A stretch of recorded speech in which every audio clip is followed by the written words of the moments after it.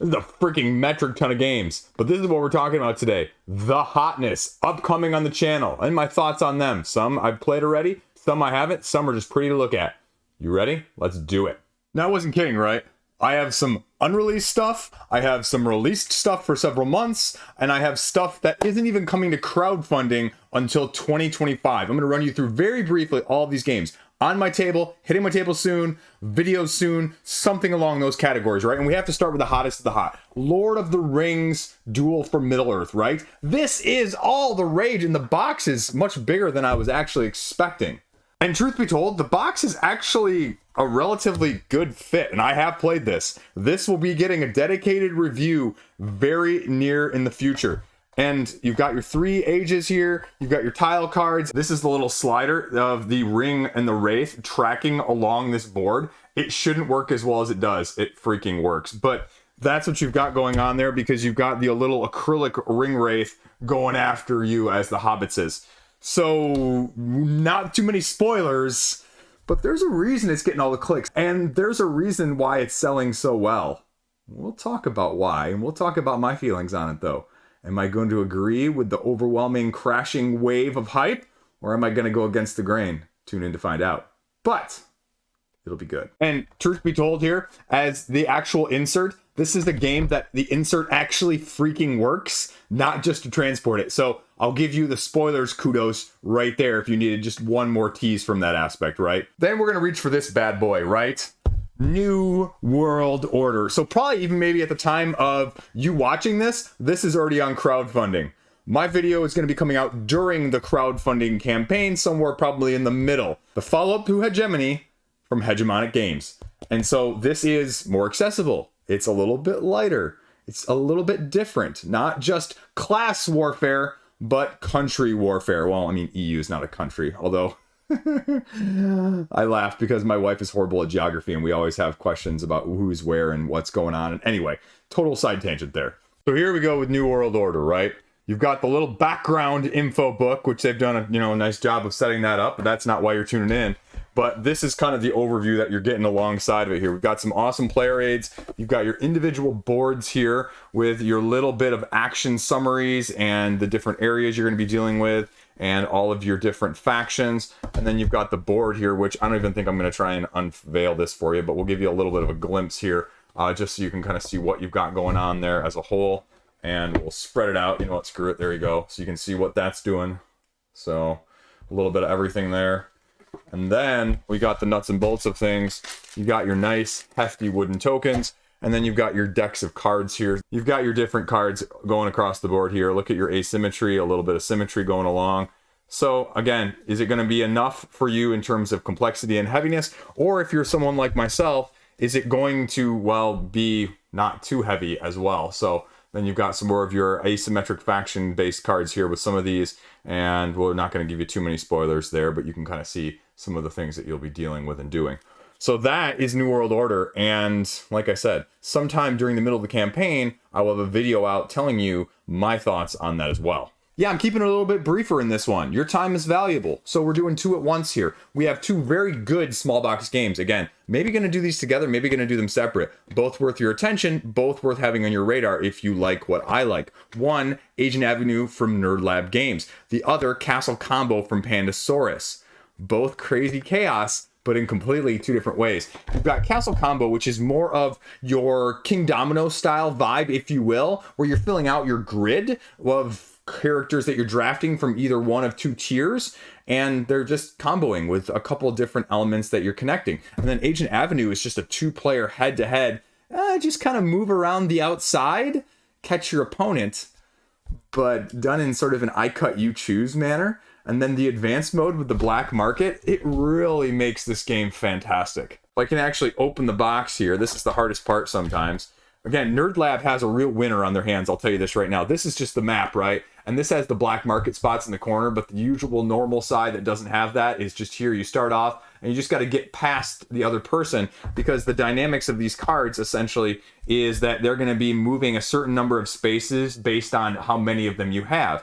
And like with the Daredevil here, if you ever get 3 of the Daredevil, you lose. The first one you get, you move 2 spaces. The second one you get, you move 3 spaces. And so what happens on a turn-by-turn basis is that you take cards from your hand and you choose them. You choose 2 of them from your hand and you put 1 face up and 1 face down. And then your opponent has the ability to choose either the face down or the face up card. They add it to their set collection and you go until you run out of cards or someone wins. The additional black market cards that I was just mentioning here, there's like 3 of them. And if you end up landing on one of these spaces directly, then you get to take one of these that's like sitting face up. And they all just give you different options, different abilities, passives, or even different winning conditions. And so Nerd Lab, it's a winner, folks. It's a real winner. Then scooching over here to Castle Combo. This, again, from Pandasaurus, is going to be an under-the-radar hit. It's going to be an absolutely fantastic. Came out at sort of Essen vibe of things.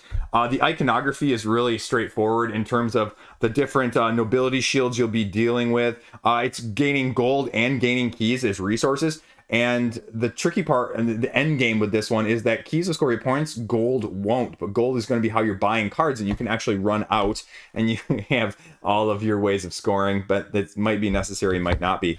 And you get this huge deck, or 2 decks actually, of these cards because you have like the castle and the townsfolk, and there's like 3 of these each sitting up, face up on a turn-by-turn basis. And so I think it actually needs to be the other way, if I'm remembering correctly. And as I'm setting this up here with camera magic, you can see that there's 2 rows and you've got this huge chunky meeple to essentially assign which row you're grabbing from. And then the cost is in the upper left-hand corner. And it has the symbols up here, the set collections, the cost, and then the ability up here, that is what you do when you grab it. And then at the bottom, it's the ability that it's going to be getting you points for at the end of the game. So this one's going to get you 2 points for every shield that's not the same color above or below that. So, you know, this one will have red up there. So, but then you'll see that with this guy going back and forth, chunky meeple, if somebody grabs this guy, then the meeple gets moved down to the bottom row from this row to this row in terms of the next person. So that's going to be the dynamic that you may not like at the higher player counts. It's going to be too crazy chaotic, but these decks, I'm pretty sure, are freaking asymmetric. And there's just a ton of them. And so that's going to be the other criticism, that it is not going to be enough control. But if you like it, we'll get there. No spoilers there. Actually, spoilers is good. Now we've got Spectacular, which, will it live up to the namesake? It's really a hot release here from Chili Fox Games. And it sort of takes the Arc Nova spin on things, but gives you more of the dice and hex-based drafting of these tiles, where you have to allocate them in groups, and the dice are actually the food for the animals as you're going through, but you have to have certain values, you know, certain places, because the sum of the dice are actually going to be how you're scoring the animals. So like when you place these, animals down in the first place, you're going to have a different set of numbers that are going to be there, but the color of the dice has to match the hex that's going down. And then you have to have 1s and 2s down in certain areas, or the whole thing won't score either. So if we remove a couple of these boxes out of the way, you can see I had to have the pleasure of doing all these tuck boxes, which, gosh, I'm not a big fan of those. They're nice in general, in theory, but I really don't like the actuality. And so you're getting some of the drafting and passing with these tiles, as you can see. And then if we skip past the rule book here, you can start to see the flippy floppy boards themselves, which are, you know, they're nice. But you have one side, and then you've got other sides which are different as a whole in where you're going to be placing, as well as the animals that you're going to be using and configuring.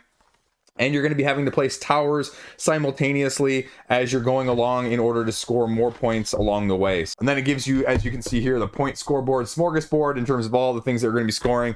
And it's just a short, sweet game. And it fills a niche that I think the Arc Nova Habitat creators are going to like, but it's a lot lighter for people like me that you can play in, well, as it says, about 30 minutes. Is it as good at higher player counts? Not sure. Again, I go past 3 right now, but we'll see. I'll give you a full, more detailed review when I get a few more plays in. Then, Trenhis Games Valkyries. I talked about this one on my Essen hot list. It's a different spin on the roll and write style of things, instead using more of a card drafting mechanism. And it's got the open spiral bound notebook, as I'll pull out here in a second, that you can kind of utilize in terms of the different map setups. Because essentially what you're doing is you're slowly exploring what this game can offer, and it's adding things the first 3 times you play it, and then you can kind of pick and choose how you want to go about. Here you can kind of see I didn't dry erase fully, but what you're doing essentially on a turn-by-turn basis is you've got your little hero here that has 5 different health. You have ways of scoring that are added later on in the game, and you have 4 different heroes which are relatively the same, and how you're going to customize them is with the cards as a whole. So what you're doing is you're actually grabbing your little meeple here, and you play 2 cards from your 3 card hand per turn. The first of these cards is the movement, and so you choose whatever way you want orthogonally, up, down, left, right, no diagonals, to say which way do I want to go to. And so, for example, in this case, for the gray, you might have the red, the yellow, and the spider blue. And so you can go to any one of these, the first one in any of the 4 cardinal directions. And then when you land, say, on the spider here, if that's what I chose to use to move, then I could choose either the red or the yellow, and I would circle all of the ones in the surrounding 8 blocks. And those are going to be ways that you point score. But then, consequently, there's going to be an enemy deck of these same cards that's going to be available to you, or not, depending on if you want to see what's upcoming and do a variant where maybe you can't see. Then you're going to be able to see which ones are going next, and then any of them that are not circled around you by anybody, because they could be circled by your opponents here as well, not just, sitting next to you, but your opponents are going to be circling them. You're going to be alternating, taking turns. And if they are not circled at the end of your turn, you take damage per one that is available. So if I didn't circle the reds and it was red's turn, for example, I would take 2 of my 5 health damage. And you go until you run out of cards, which is 8 rounds worth. And each deck also, at the very bottom of the deck, the last card you'll draw is a wild, so it gives you ways to mitigate at the very end. Now it adds a few other things with the other deck of cards, and it adds different ways of attacking those around you, different patterns that you can utilize, and then it offers you different setups or different variability. You can draw little squares, you can kind of see it outlined right here. You can get rid of the edges depending on the player counts to make it a little bit tighter. It gives you just a small smattering of ways you can change things in terms of who can attack where, and if you're in the shrine, then you can get one of these green cards, which are favors, which are, abilities that you can use as sort of a one-time, or you're going to have the enemy deck right there that I mentioned. And then the weapons that I also indicated there as you draft at the beginning of the game. And so this allows you to change maybe not just the cardinal 8 around which ones you're stacking. You can go alternating or back and forth between, say, the around 8 that are available to you symbology-wise, or maybe in this case, the dual sword there, mace right there. So it gives you some option and some mitigation. I'm just having fun with it so far. I'm not sure I'd use all of the favors and the weapons and all of those things all at once right now, but we'll kind of see. And it's going to be a tight game. There's going to be a lot of less chaos. There's a little bit AP prone because, you can see all the different ways that you could go on this map and try and optimize it, but it's just fun so far. So more to come. Then this one may actually be crowdfunding again at the time of me airing this video. It may not be, depending on when this video airs. Lairs from Kids Table Board Games. When I think of Boss Monster, and then when I thought of Stone Spine Architects, which is sitting right there on my shelf next to me, because I always looked at it over there. That's what I'm doing sometimes as I'm talking about games, is I'm thinking, where is it in my collection? Where is it sitting and on the shelf, and what's going on? But this is sort of what I thought with those 2 games were going to be originally, because what you're doing is you're actually building a little dungeon with these little meeple pieces. And yeah, I'm sorry, Sean, the box got trashed on the way to me a little bit there. I'm not sure if I'm supposed to be showing you some of this stuff, but you got secret boxes that are going to add stuff as you're playing and as you want to make the game a little bit more complex. And you can see here, actually, I drew out my little map, because what you've got on one hand is you draw out your map, and then on the other hand, you've got your little flip shield here. I've got to get that trap card out of the way, but let me show you if I can dig down deep enough here. You've got this grid-based map, and so you put in the wooden pieces, and you put in the monsters and the trap tiles, and all of them, they're going to be looking like this, and you lay it out, and walls, and so it's sort of like a hidden movement game. You know where you are, but you can't see, sort of like a battleship, if you will, and then your opponent is going to be tracking where they are on their map here and drawing the walls and, you know, drawing the traps and the monsters and the chests. You're in gather cards when you open chests, which get you victory points. And there's certain victory conditions you have to meet before you can find the exit, or actually, I'd say that wrong.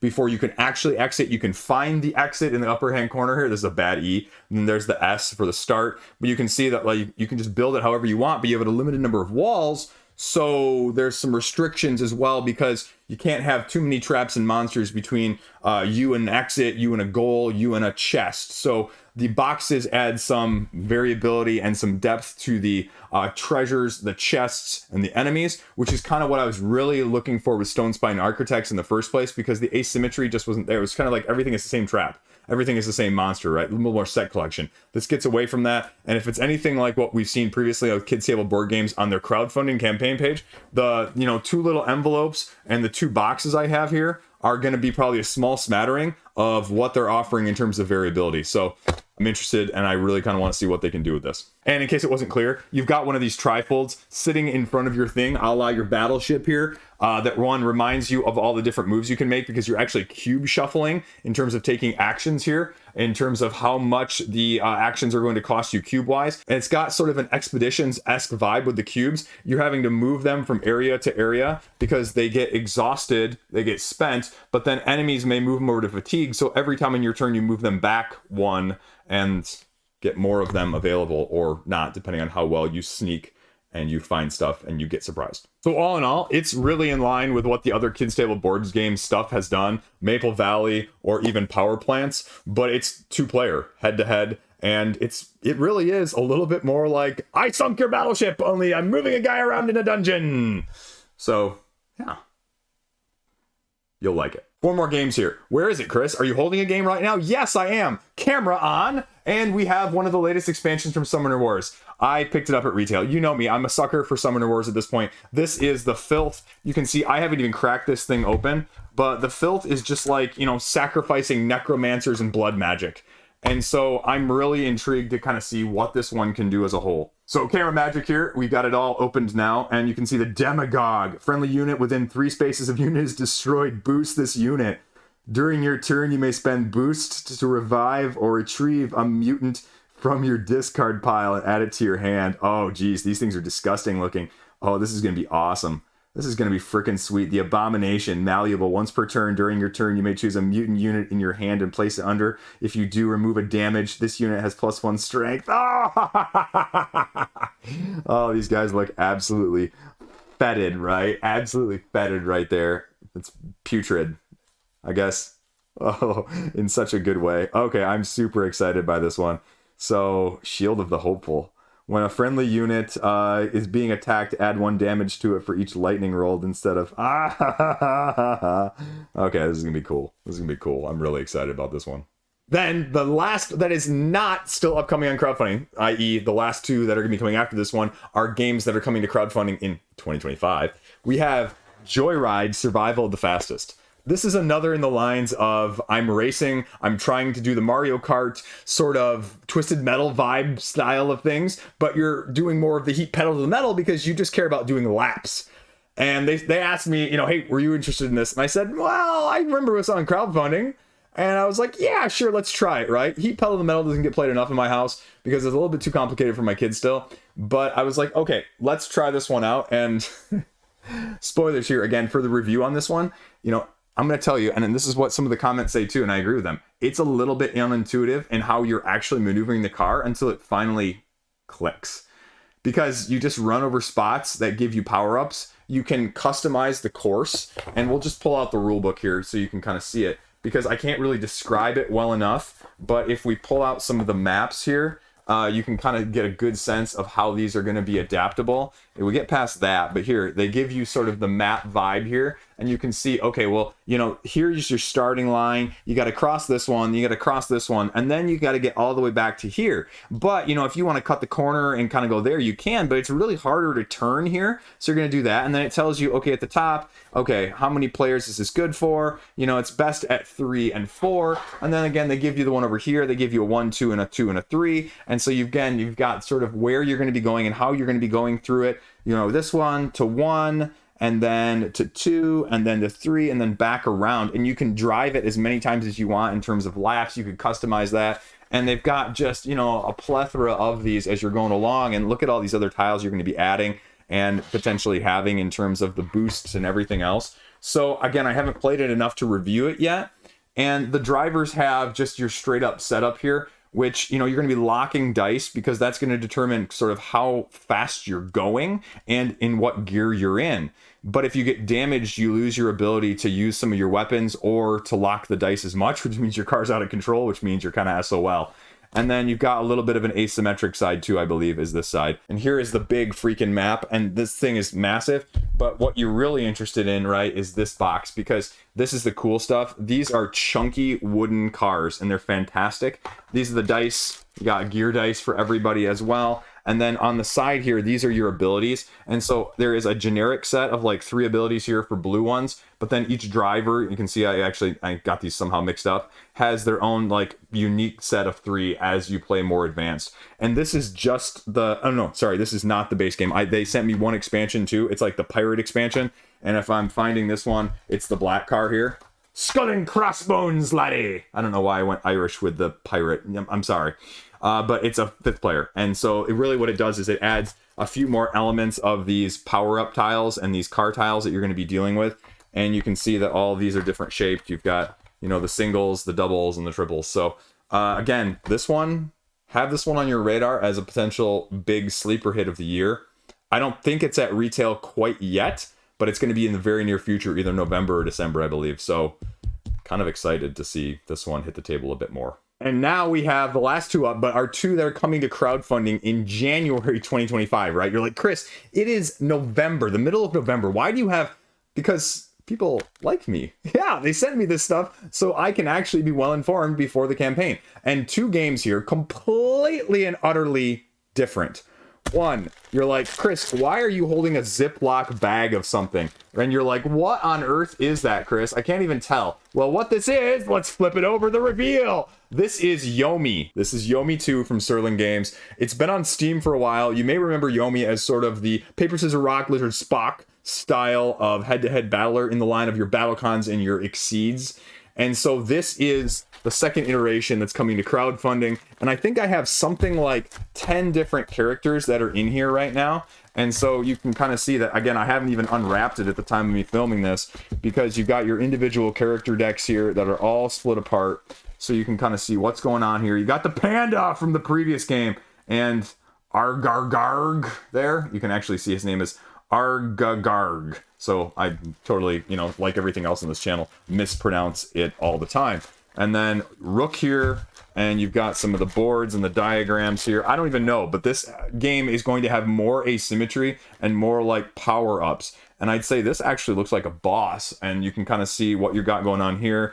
And then Yomi Lairs, dragon form, whatever the hell that is. Oh, wow. Difficulties, 5-star, 4-star, 3-star, 1-star, 2-star. So I'm really intrigued to see how this one compares to the original Yomi, but also with the Battlecons and the Exceeds and the Sakura arms with just a different style. And so we'll just kind of see. I love the idea of this. You know on this channel that I love these 2-player asymmetric duelers. I'm excited. Last up, but not least, Godot Games. You know them from Among Cultists, right? And I'm going to give you guys kudos. They reached out to me and said, we asked people who do they want to see cover this game, and you guys said, for some reason, me. So this is Foxpaw. This is sort of already, in case you can't tell by the cover, this has sort of got your Harry Potter vibe style of things as you're battling with, as you can see there, the 4 different schools of magic. Now, the description of this game is that this is going to be a highly interactive, crunchy worker placement, 1 to 4 players. 5 rounds or 5 school years a la your Hogwarts, right? And so I don't even have the rule book at the time of me filming this. So this is what we've got going on. So little spoilers here. Looks like we're going to be talenting and dueling. So that Harry Potter game from like Night, you know, maybe we're getting more of the dueling that actually works. So then we'll pull out the board here as you can kind of see some of the cards underneath there that I haven't even cracked open at the time of me filming this. And so this is what you've got going on here. I can't even manage this thing. So, okay, this gives me more of the level 99 game with the worker placement mage dueling. Gosh, what's the name of that one? I'm blanking on that, but got a lot of different areas here. You've got a couple different areas of school as you're going across with about 5 different decks as well, and what look to be almost like staircases on the side. So double-sided? Yeah, double-sided, probably depending on player count. So there you go. And then we got a couple different decks here as well of these player cards. So, ooh, look at that. It's kind of dark and creepy right there with the witch and other sides there. And then let's see, I punched out that earlier. So, and screw it, you know, let's open these up. And you're probably saying, Chris, you're not a huge worker placement person, but you know, this is the type of game though, especially with the thematic incorporation. If you can win me over, like as a non-worker placement person, I'm kind of intrigued. Okay, I have no clue what this symbology means, but all these upon receipt. So when you get them, they're all doing different stuff. And they've got sort of the dark fantasy theme going on here with the coloration, but almost all of those look unique. Some dueling stuff, I'd say, with a little bit of Quidditch vibe there. And some sort of elemental skill powers there as well. So you can kind of see that. Ooh, what's this? Okay, endgame scoring. Let's pull out the second, and this kind of goes where the other one just left off here. On your turn, do a bunch of stuff. Okay. So I guess I don't need to flip that over. Oh, these numbers. Oh, that's what it is. The image and the numbers are different there on the sides.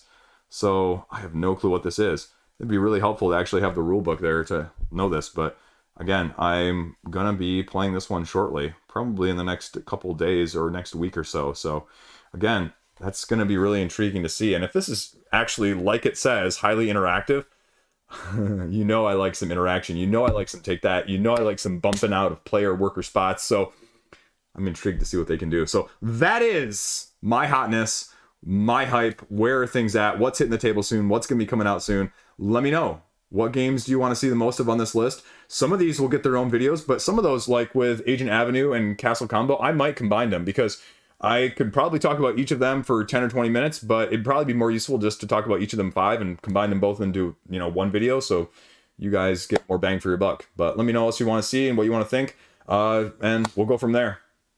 You like this? You know what to do. Stay classy. Have a great freaking fantastic day. Peace out.